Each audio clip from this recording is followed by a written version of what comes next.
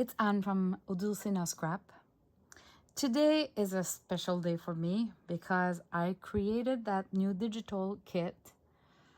I woke up at 3 o'clock in the morning, couldn't fall back into sleep, and I had this idea because I've been watching a video from Girl on the Ridge, and she was doing one of those cards where she was sampling laces and she was stamping numbers. They were not like that, but it gave me an idea of a little bit like my lace sampler, where we staple a piece or two of lace. This we just glue, and I created cards, two different formats, so like a little square like that and a big rectangular. So let me show you the pages from the kit, what they look like when you print them, and then I'm going to show you all the examples that I've done. I had so much fun. Totally, like I surprised myself. So you have bigger ones and smaller ones like this in different styles, but they always have the same, those two pages, one with 5 numbers like that and one with the numbers like that. So we can put little squares or little pieces here and there, and here we can do lines of whatever we want. And when we go to the like postcard format, let's say, we have 3 numbers for big lines. Here we have a big space for like a bigger piece of lace or fabric. Same here, but we have a number there, and same here. Like they're kind of just different styles, so you can have different choices, because I love having choices for myself. So I do those digitals like I would like to have them. So this is the neutral, like the beige, coffee. There's kind of my light is not good tonight. I hope you see well, but you have like paper doily printed there, and I've created like a back paper for all of the postcard with the doilies, and it's a coffee stain paper that I did. There's kind of a grid everywhere. I don't know if you see it well. Really neat. So I scanned my paper. Now I wanted some that has flowers, so those paradise flowers. Now this one is a little bit different. It's, instead of being black, it's all dark blue. You have like another shade of blue there, and here you have the ball for, let's say it's all for like a ball dress, let's say. Then greenish and another kind of flower. You have the smaller version of the flowers, smaller version of the greenish one. Now some blue, so 2 different kinds of flowers, and you have the smaller version. So you have all of those, and then I had so much fun. So much fun to create those. It's so easy. It's no-brainer.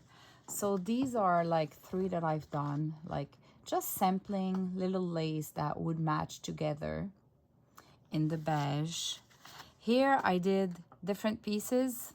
So I even put a wax seal, because you're not limited to laces, right? So different. And this one, all whites. Yeah. And they're all backed with the paper to print at the back. Now I even did a sampler of flowers, dried flowers from my garden last year. I think it's 2 years ago actually. So what I did is I had those bags, those plastic bags. So this is the bottom of the bag. I sewn on the 2 sides, and here at the top it's still open, so you have a pocket there.